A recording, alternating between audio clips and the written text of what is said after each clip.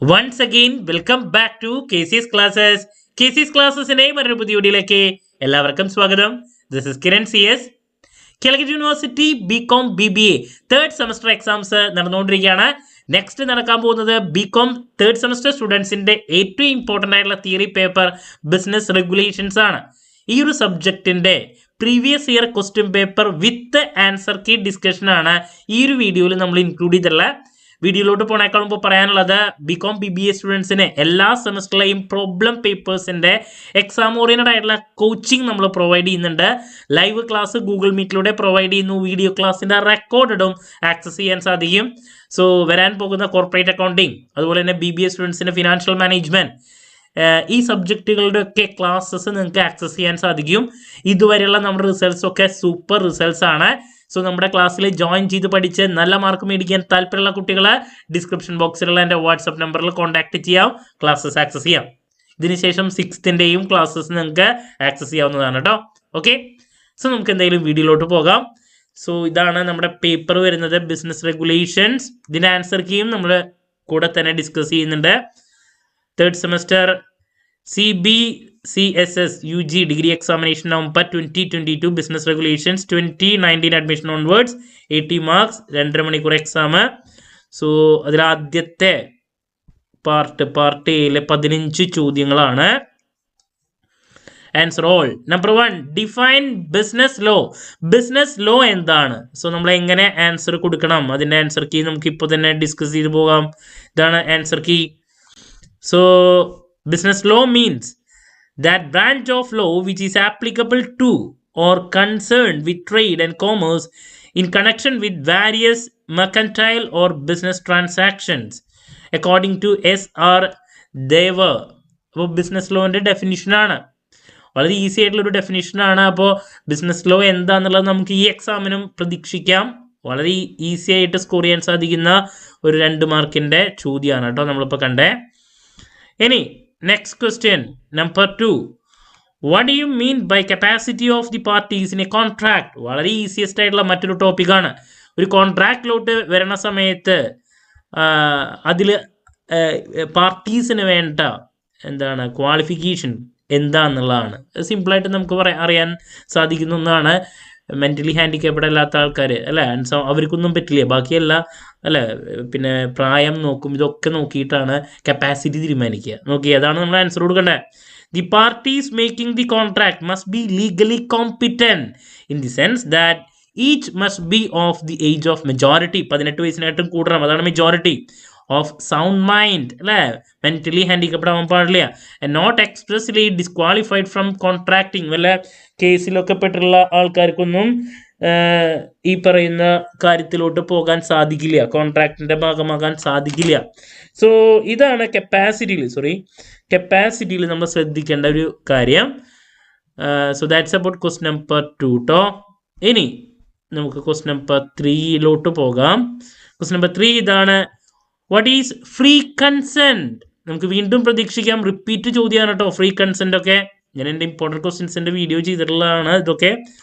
So the contracting parties must give their consent freely എന്ന് വെച്ചിട്ടുണ്ടെങ്കിൽ എന്താ, ഒരു കോൺട്രാക്റ്റിലോട്ട് ഏർപ്പെടുന്ന സമയത്ത് മറ്റേതെങ്കിലും വ്യക്തിയുടെ നിർബന്ധപ്രകാരം ആവരുത് അതിൽ സൈൻ ചെയ്യുന്നത്. നമുക്ക് എന്താണ് നമ്മുടെ ഇഷ്ടപ്രകാരമായിരിക്കണം എന്നുള്ളതാണ്. It must not be give due to coercion, undue influence, fraud, misrepresentation or mistake. നമ്മൾ ഓക്കെ ആയിട്ട് വേണം നമ്മളിതിൽ എന്താണ് ഏർപ്പെടാൻ വേണ്ടിയിട്ട് ഒരു കോൺട്രാക്റ്റിൽ, അല്ലാണ്ട് ഈ പറഞ്ഞ രീതിയിലൊന്നും ആവാൻ പാടില്ല എന്നുള്ളതാണ്. ആരെങ്കിലും ഭീഷണിപ്പെടുത്തിയോ മിസ്റ്റേക്ക് അല്ലേ ലൂടെയോ അങ്ങനെയൊന്നും പാടില്ല എന്നുള്ളതാണ്. So that's about the concept of free consent. Question number 3. ഇനി ഇതൊക്കെ റിപ്പീറ്റ് ചോദ്യമാണ് കേട്ടോ. ഡിഫൈൻ കൊയേഷൻ വളരെ ഇമ്പോർട്ടൻ്റ് ആണ്, മിക്ക ക്വസ്റ്റ്യൻ പേപ്പറിലും റിപ്പീറ്റ് ആയിട്ട് കാണാറുള്ളതാണ് കേട്ടോ. കൊയേഷൻ എന്താണെന്നുള്ളത് section 15 of the Indian contract act defines കൊയേഷൻ as. ചിലർ ചോദിക്കാറുണ്ട് എൻ്റെ അടുത്ത് സെക്ഷൻ എഴുതണം നിർബന്ധമുണ്ടോ? അറിയില്ലെങ്കിൽ എഴുതാൻ പോകണ്ട, അതില്ലെങ്കിൽ നമുക്ക് മാർക്ക് തരും. The committing or threatening to commit any act forbidden by Indian Penal Code or unlawful detaining or threatening to detain any property to the prejudice of any person whatsoever with the intention of causing any person to enter into an agreement. എന്ന് വെച്ചാൽ എന്താ, ഒരാളെ ഭീഷണിപ്പെടുത്തി threaten ചെയ്ത് ഒരു കോൺട്രാക്റ്റിലോട്ട് കൊണ്ടുവരുന്ന ആ ഒരു പരിപാടിനെയാണ് നമ്മൾ കൊയേഷൻ എന്ന് പറയുക. ചെയ്യാൻ പാടില്ലാത്തൊരു പരിപാടിയാണ്. ഓക്കെ, റിപ്പീറ്റ് ചോദ്യമാണ്. നമ്പർ 4 ആണ് നമ്മളിപ്പോൾ കണ്ടേ. അതുപോലെ തന്നെ ഇത് ഈ പറയുന്ന ചോദ്യങ്ങളൊക്കെ സെയിം ടോപ്പിക്കാണ്, സെയിം ചാപ്റ്ററിലാണ്. What is undue influence? ചെയ്യാൻ പാടില്ലാത്ത കുറേ പരിപാടികളുണ്ട്, അതാണ് അത് ചോദിക്കുന്നത്. When a party enters into a contract under any kind of mental pressure, unfair influence or persuasion by the superior party, the undue influence is said to be employed. Pressure അല്ലേ, വേറെ ആൾ നമ്മുടെ മേൽ പ്രഷർ ചെയ്തിട്ടൊക്കെ നമ്മൾ ഒരു കോൺട്രാക്റ്റിലോട്ട് ഏർപ്പെടുന്നുണ്ടെങ്കിൽ അതിനെയാണ് നമ്മൾ undue influence എന്ന് പറയുക. അപ്പം നേരത്തെ നമ്മൾ പറഞ്ഞു ഇതൊന്നും ഇല്ലാണ്ട് ഫ്രീ കൺസെൻറ്റ് എന്ന് പറയുമ്പോൾ എന്താ, അൺഡ്യൂ ഇൻഫ്ലുവൻസ് പാടില്ല, കൊയേഷൻ പാടില്ല, അല്ലേ, മിസ്റെപ്രസെൻറ്റേഷൻ പാടില്ല. അതന്നെ ഇതൊക്കെ ചോദിച്ചിരിക്കുക. മിസ്റെപ്രസെൻറ്റേഷൻ എന്താണ്? ക്വസ്റ്റ്യൻ നമ്പർ 6, അതിൻ്റെ ആൻസറിലോട്ട് നമുക്ക് പോകാം. ഇതാണ് the term misrepresentation means a false representation of fact made innocently or non-disclosure of material fact without any intention to deceive the other party. തെറ്റിദ്ധാരണയല്ലേ ഫോൾസ് ഇൻഫർമേഷനിലൂടെ, അതാണ് ഈ പറയുന്ന മിസ്റെപ്രസെൻറ്റേഷൻ എന്ന് പറയുന്നത്. സോ അങ്ങനത്തെ ഒരു കാര്യവും പാടില്ല എന്നുള്ളതാണ്, മിസ്റ്റേക്ക് പാടില്ല. ശരിക്കും ആ കാര്യങ്ങളൊക്കെ ഇവിടെ ചോദ്യമായിട്ട് വന്നിട്ടുണ്ട്. Next, what is unilateral mistake? Unilateral ഉണ്ട്, ബൈലാറ്ററൽ ഉണ്ട്, അല്ലേ. ഒരു വ്യക്തിയുടെ കയ്യിൽ നിന്ന് മാത്രം വരുമ്പോൾ യൂണിലാറ്ററൽ, അങ്ങോട്ടും ഇങ്ങോട്ടും വരുമ്പോൾ bilateral. So the time unilateral mistake means where only one party to the agreement is under a mistake. ഒരാൾ മാത്രമാകുമ്പോൾ യൂണിലാറ്ററൽ, 2 പേര് വരുമ്പോൾ bilateral. Okay, number 8, what is a void agreement? Repeat ചോദ്യമാണ്. വോയിഡ് എഗ്രിമെന്റ്, വോയിഡബിൾ കോൺട്രാക്ട്, ഇതൊക്കെ repeat ആണ് കേട്ടോ. നോക്കിയേ, a void agreement is an agreement which is not enforceable by law. Lawful അല്ലാത്ത എഗ്രിമെന്റിനെയാണ് നമ്മൾ വോയിഡ് എഗ്രിമെന്റ് എന്ന് പറയാം. റിപ്പീറ്റ് ചോദ്യമാണ്, ഒരു കാരണവശാലും സ്കിപ്പ് ചെയ്യരുത് കേട്ടോ. നെക്സ്റ്റ് ക്വസ്റ്റ്യനും റിപ്പീറ്റ് ആണ്. What is wager? വേജറൊക്കെ മിക്ക ക്വസ്റ്റ്യൻ പേപ്പറിലും കാണുന്ന ചോദ്യമാണ്.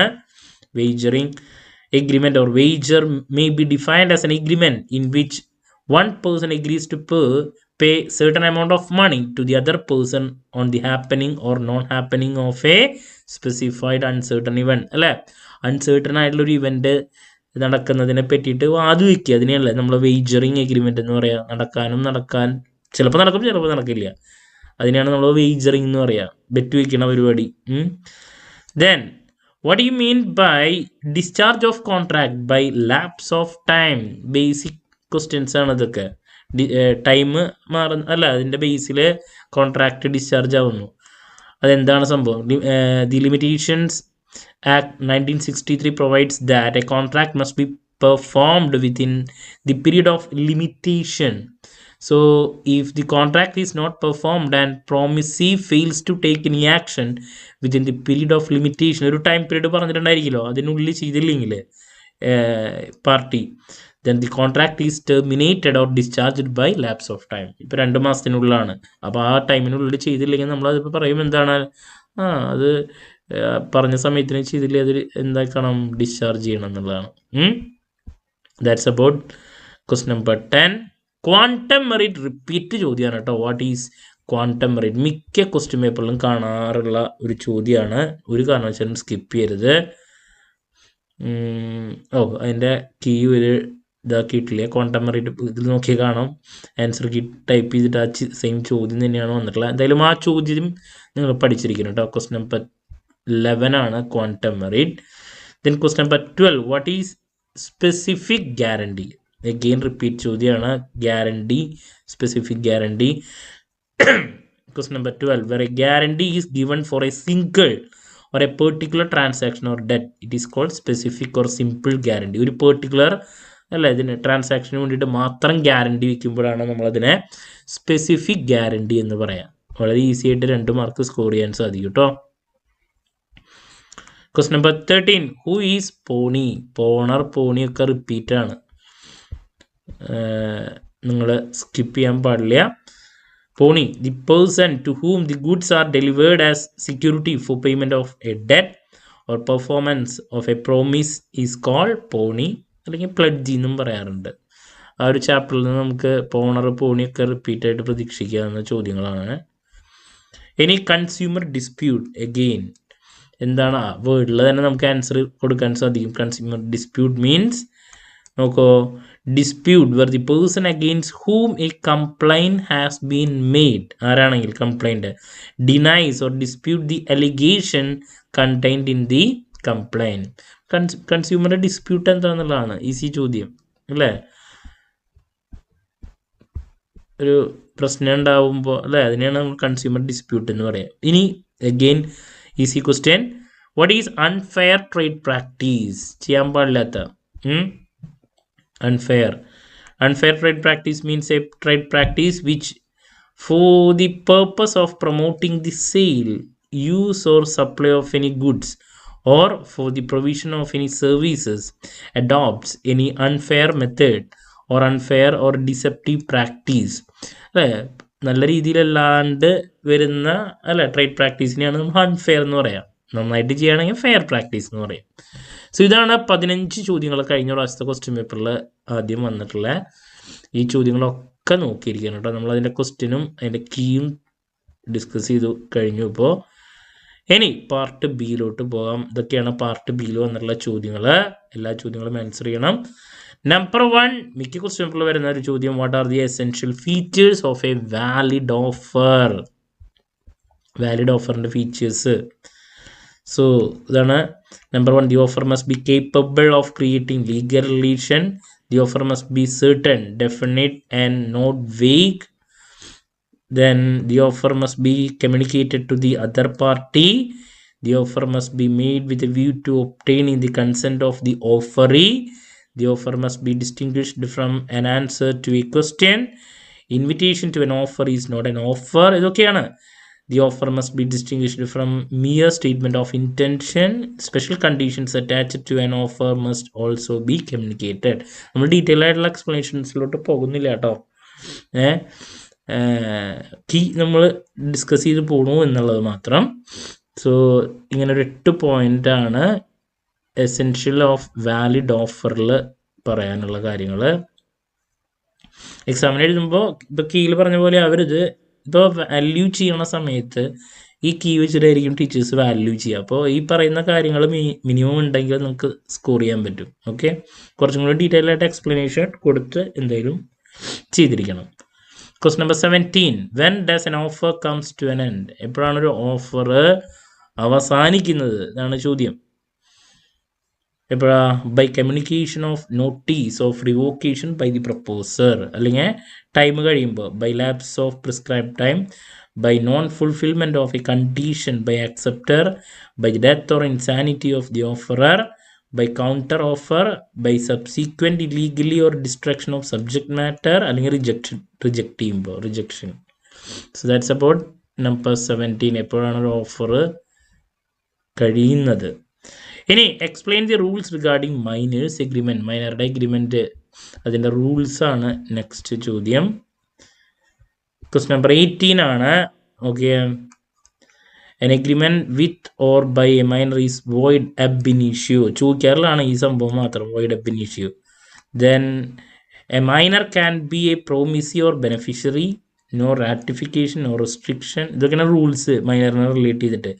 The liability of minor's parents or guardian, no സ്റ്റോപ്പൽ. Estoppel എന്താണെന്ന് ചോദിക്കാറുണ്ട്. Minor's property liable for necessaries, minor's liability for tort ചോദിക്കാറുണ്ട്. Minor as an agent, minor as a partner, minor as an insolvent. ഇതൊക്കെയാണ് rules മൈനറിനെ relate ചെയ്ത് വരുന്നത് കേട്ടോ. Okay, repeat ചോദ്യത്തിൽ മറ്റൊരെണ്ണാണ് written down the difference between coercion and undue influence. ഈ 2 ടോപ്പിക്കിനെ relate ചെയ്തിട്ട് എത്ര ചോദ്യങ്ങളാണ് വന്നത്? 2 മാർക്സ് വന്നു. ഇപ്പോൾ പാർട്ട് 5ലും പാർട്ട് ബിയിൽ 5 മാർക്കിൻ്റെ ചോദ്യത്തിലും വന്നു. കൊയേഷനും അൺഡ്യൂ ഇൻഫ്ലുവൻസ് തമ്മിലുള്ള ഡിഫറൻസ് ആണ്. എന്തായാലും ഈ ഒരു സബ്ജക്റ്റിലെ ഡിഫറൻസിൽ ഏതെങ്കിലും ഒരെണ്ണം വരും കേട്ടോ. വോയിഡ് എഗ്രിമെൻറ്റ് അങ്ങനത്തെ ഒക്കെ സംഭവങ്ങളോ അല്ലെങ്കിൽ ഇതോ. കൊയേഷനിൽ it involves physical force, it involves moral pressure. Number 1. Number 2, parties to a contract may or may not be related to each other. ഇവിടെയോ parties to a contract are related to each other under some sort of relationship. ഇവിടെ consent is obtained by giving a threat of an offense or committing an offense. ഇവിടെയോ consent is obtained by dominating the will. ഇവിടെ it can be exercised even by a stranger to the contract. ആർക്ക് വേണമെങ്കിൽ പറ്റും. ഇവിടെ it can be exercised only by a party to a contract and not by stranger. ആ ഉള്ള same പാർട്ടിക്ക് തന്നെയാണ് influence ചെയ്യാൻ സാധിക്കുക. Then coercion has to be proved by the aggrieved party, aligning it is not presumed by the law. Ivideyo there is the presumption of undue influence in the case of certain relationship.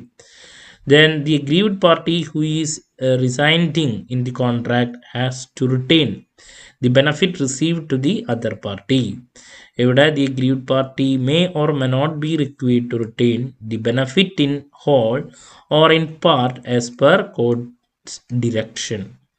Then it entitles criminal liability. ഇവിടെ it doesn't involve any criminal liability. Coercionലാണ് criminal liability.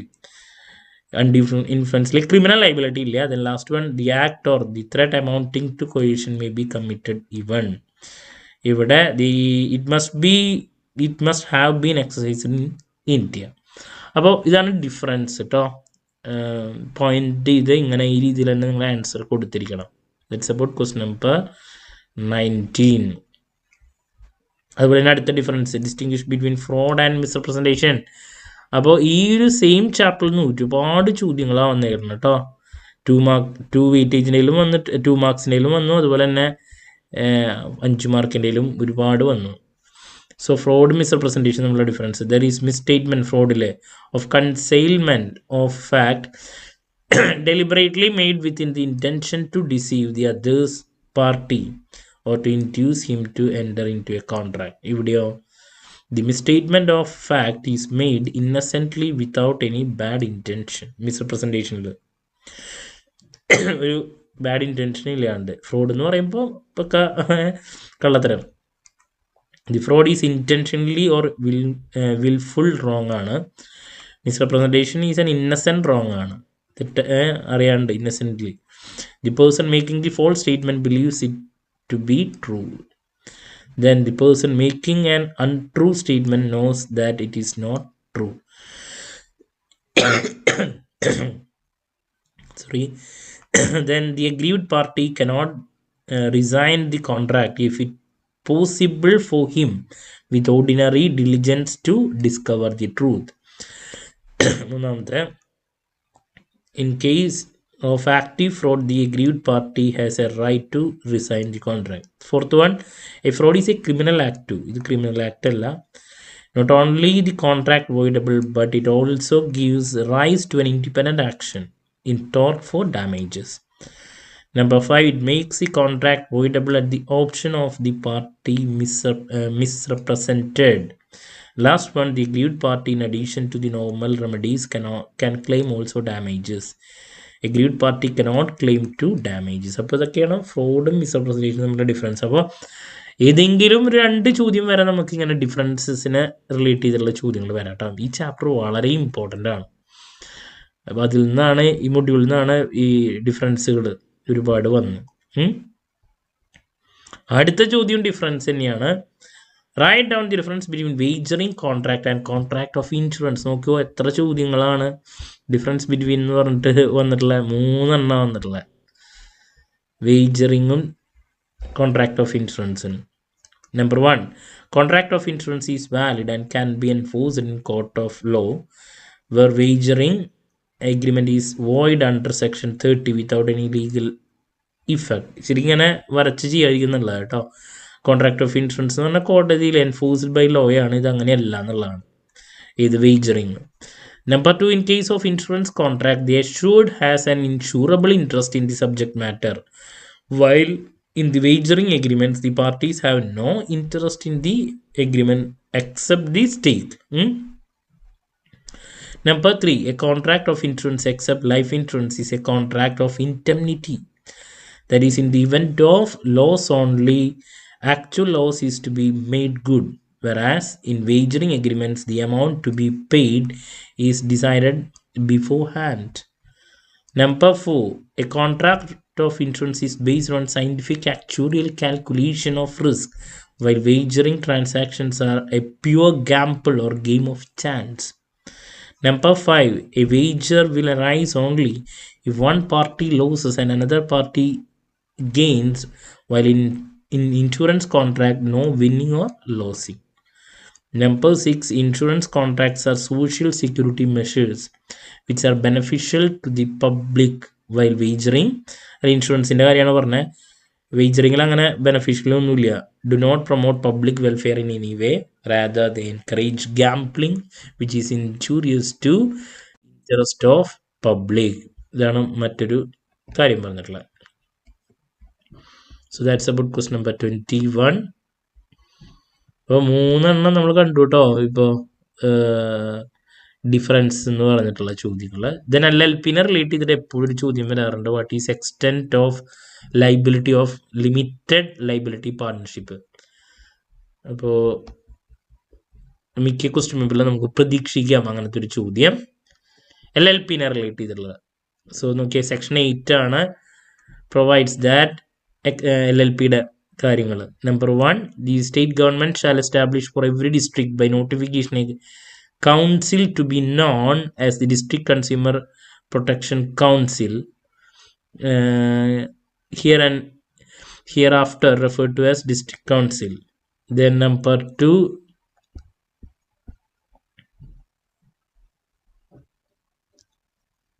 ഒരു second, number ഇട്ടതിൽ mistake ഉണ്ട്.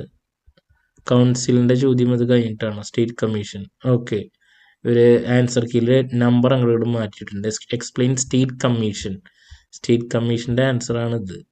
Last LLPയുടെ കൊടുത്തിട്ടുണ്ട് കേട്ടോ ഇത്. Okay, ഇതെവിടെ LLPയുടെ ഇത്. Okay, they are a separate legal entity from their members. They have the benefit of limited liability for their members. They are taxed as partnership. They have the organizational flexibility of partnership. Any agreement LLP between the members governing the operation of the LLP is a private document which is confidential to the members. They must have at least 2 designated members. Then their trading disclosure requirements are similar to those of company. They must be registered at company's house. Their accounting and filing requirements are similar to those of company. അപ്പോൾ LLPയുടെ ആണ് ഇപ്പോൾ കണ്ടത്. State കമ്മീഷനെ പറ്റിയുള്ള എക്സ്പ്ലനേഷനാണ് ഇവിടെ. ഒരായത്ത് പറഞ്ഞു, the state government shall establish for every district by notification a council to be known as the district consumer protection council. Then district council shall consist of the following members, namely a collector of district who shall be its chairman, such a number of other official or non-official members representing such interests as may be prescribed by the state government. Then district council shall meet as and when necessary, but not less than 2 meetings shall be held every year. The procedure to be observed in regard to the transaction of its business at such meetings shall prescribed by state government. Okay, the last question ആയിരുന്നു അത് കേട്ടോ. Number അങ്ങോട്ട് മാറ്റിയിട്ടിട്ടുണ്ട്. Okay, അപ്പോൾ ഇതാണ് part ബിയിലുള്ള ചോദ്യങ്ങളുടെ answer. Last കണ്ട state കമ്മീഷനാണ് നമ്മളിപ്പോൾ കണ്ടത്. ഇനി ലാസ്റ്റ് പാർട്ടിലോട്ട് നമുക്ക് പോകാം. അപ്പോൾ വളരെ കംഫർട്ടബിൾ ആയിട്ടുള്ളൊരു പാർട്ടായിരുന്നു. ഇനി essay ആണ്. 4 ചോദ്യത്തിൽ 2 വളരെ ഈസി ആയിട്ടുള്ളൊരു 4 ചോദ്യമാണ് വന്നിട്ടുള്ളത്. നോക്കിയേ, explain the rights and duties of baler. മിക്ക ക്വസ്റ്റ്യൻ പേപ്പറിലും റിപ്പീറ്റ് ആണ്, നിർബന്ധമായും പഠിച്ചിരിക്കണം കേട്ടോ. ബെയിലർ, ബെയിലി, അതിനെ റിലേറ്റ് ചെയ്തിട്ടുള്ള ചോദ്യം. നോക്കി, ഏതാണ് ഡ്യൂട്ടീസ് ഓഫ് ബെയിലർ? ഞാൻ ആ പോയിന്റുകൾ പറയാം. Number 1, to disclose non defects in the goods. അതിൽ it is described below. The duty of bailer disclose. Number 1, duty of gratuitous bailer, duty of a non-gratuitous bailer. Then number 2, to bear ordinary expenses, bailer to bear extraordinary expenses. Then to indemnify bailee, to receive back the goods, to bear the risk. ഇതൊക്കെയാണ് duties വരുന്നത്. നിങ്ങൾക്ക് വേണമെങ്കിൽ screenshot എടുക്കാൻ വേണമെങ്കിൽ ഞാൻ ഒന്ന് slow ആക്കി തരാം. ഇതാണ് ആദ്യത്തെ കുറച്ച് കാര്യങ്ങൾ, 3-4 പോയിന്റ്. പിന്നെ വരുന്നത് ഇത്. ഓക്കെ, ഇതാണ് ഡ്യൂട്ടീസ്. ഇനി റൈറ്റ്സ് ആണ് മിക്ക ക്വസ്റ്റ്യൻ പേപ്പറിൽ വരുന്നതാണ് കേട്ടോ. റൈറ്റ്സ് ടു ടെർമിനേറ്റ് ദി ബെയിൽമെൻ, ആദ്യത്തെ point. Number 2, right to claim damages in case of negligence. Number 3, right to demand return of goods. Number 4, right to file a suit against wrongdoer. Number 5, right to file a suit for the enforcement of the duties imposed upon a bailee. Number 6, right to claim any increase in value of profits. അപ്പോൾ ഇതാണ് rights വരുന്നത്. Okay, അപ്പോൾ Bailey repeated ആണ്, നിർബന്ധമായി നോക്കിയിരിക്കണം കേട്ടോ, skip ചെയ്യരുത്. ഇനി നെക്സ്റ്റ് എസ്സേ ചോദ്യം വന്നിട്ടുണ്ടായിരുന്നത് അൺപെയ്ഡ് സെല്ലറിനെ പറ്റിയിട്ടാണ്. Who is an unpaid seller, explain his rights. 1-2 question പേപ്പറിൽ മാറി വന്നിട്ടുള്ളതാണ് അൺപെയ്ഡ് സെല്ലർ. അതുകൊണ്ട് തന്നെ നിർബന്ധമായി നോക്കിയിരിക്കണം കേട്ടോ unpaid seller. So sale of goods act, the seller of goods is deemed to be an unpaid seller. ആരാണ്? when the whole of the price has not been paid or tendered, when a bill of exchange or other negotiable instrument has been received as conditional payment and the condition on which it was received has not been fulfilled by reason of the dishonor of the instrument or otherwise. എന്നാണ് unpaid seller ആരാന്നുള്ളതിൻ്റെ ചോദ്യത്തിലുള്ള answer നമ്മൾ ഇൻട്രോയിൽ കൊടുക്കണം. Rights, 2 fold rights ആണ്. Number 1, right of an unpaid seller against the goods, then against buyer personally. Against the goods വരുന്നത് right of lien, then next വരുന്നത് right of stoppage of goods in transit, then right of resale. 3 കാര്യങ്ങൾ.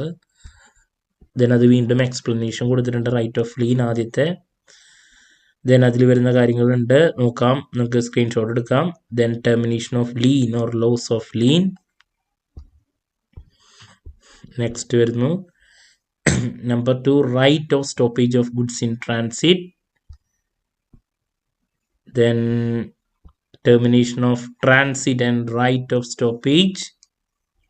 നിങ്ങളുടെ ബുക്കിലുള്ളത് നമുക്ക് നോക്കാം, അതല്ലെങ്കിൽ ഇത് screenshot എടുക്കണമെങ്കിൽ ഇത് എടുക്കുകയും ചെയ്യാം കേട്ടോ. Okay, right and of an unpaid seller against the buyer personally. Okay, ഇത്രയാണ് വരുന്നത്. ഞാനൊന്നും കൂടിയും സ്ലോ ആക്കാം. ആദ്യത്തെ വരുന്നത് ഇതാ, അൺപെയ്ഡ് സെല്ലർ ആരാണ് എന്നുള്ളതിൻ്റെ എക്സ്പ്ലനേഷൻ നമ്മൾ എഴുതി, 25 starting.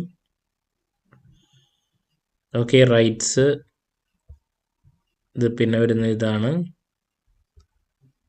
termination of lien or loss of lien. then പിന്നെ വരുന്നത് stoppage of goods in transit, duration of transit.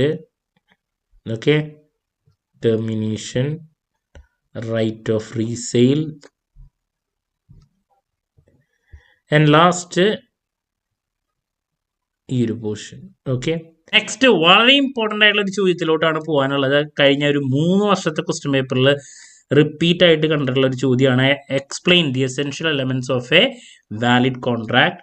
നിർബന്ധമായി നോക്കിയിരിക്കണം കേട്ടോ, വളരെ ഇമ്പോർട്ടൻ്റ് ആണ്. എല്ലാ ക്വസ്റ്റ്യൻ പേപ്പറിലും കാണാറുള്ള ഒരു ചോദ്യമാണ് essential elements of a valid contract. Okay, question number 26. Number 1, offer and acceptance, consensus ad idem, free consent, capacity of the parties. Then lawful consideration. മിക്ക പേപ്പറിലും ഇതുണ്ടാവും.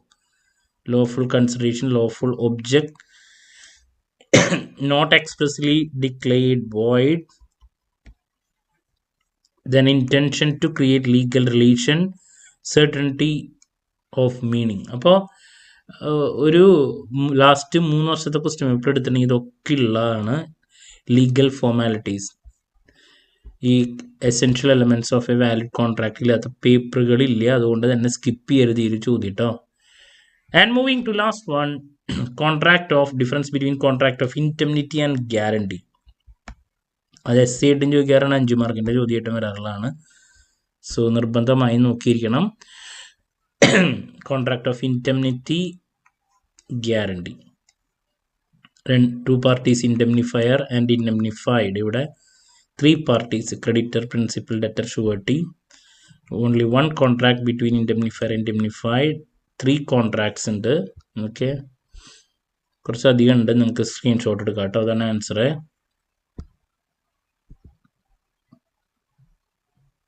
ഓക്കെ. സോ കൂടുതൽ 5 മാർക്കിൻ്റെയിലേക്കും വരാറുണ്ട്, ചില സമയത്ത് SCക്കും വരാറുണ്ട്. സോ ഇതാണ് നമ്മുടെ ബിസിനസ് റെഗുലേഷൻ്റെ കഴിഞ്ഞ പ്രാവശ്യത്തെ question paper with answer key ആണ് നമ്മളിപ്പോൾ തന്നിട്ടുള്ളത്. ക്ലാരിറ്റി കിട്ടിയെന്ന് വിചാരിക്കുന്നു. നല്ല രീതിയിൽ പ്രിപ്പയർ ചെയ്യാൻ ഞാൻ ഓൾറെഡി ഇമ്പോർട്ടൻറ്റ് ക്വസ്റ്റ്യൻസിൻ്റെ വീഡിയോ ചെയ്ത് കഴിഞ്ഞിട്ടുള്ളതാണ്. അതിൽ നിങ്ങൾക്ക് ക്ലാരിറ്റി കിട്ടും. ഇനി ഉറപ്പായും പ്രതീക്ഷിക്കുന്ന ഓരോ പാർട്ടിലുള്ള ചോദ്യങ്ങളുടെ video, last day examination tips, ഇതൊക്കെ നമ്മുടെ ചാനലിലൂടെ വരുന്നതായിരിക്കും. സോ നമ്മുടെ സ്ഥാപനത്തിൽ ജോയിൻ ചെയ്ത് പഠിച്ച കോർപ്പറേറ്റ് അക്കൗണ്ടിങ്, അതുപോലെ തന്നെ പ്രോബ്ലം പേപ്പേഴ്സ് ഒരു സെമസ്റ്ററുകളിലെയും പഠിക്കാൻ താല്പര്യമുള്ള കുട്ടികളുണ്ടെങ്കിൽ ഡിസ്ക്രിപ്ഷൻ ബോക്സിലുള്ള എൻ്റെ വാട്സപ്പ് നമ്പറിൽ കോൺടാക്ട് ചെയ്യാം, ക്ലാസ്സസ് ആക്സസ് ചെയ്യാം. ഓക്കെ, മറ്റൊരു വീഡിയോയുമായി വീണ്ടും കാണാമെന്നുള്ള പ്രതീക്ഷയോടെ നിർത്തുന്നു. This is Kiran CS signing off. Have a nice day. Thank U.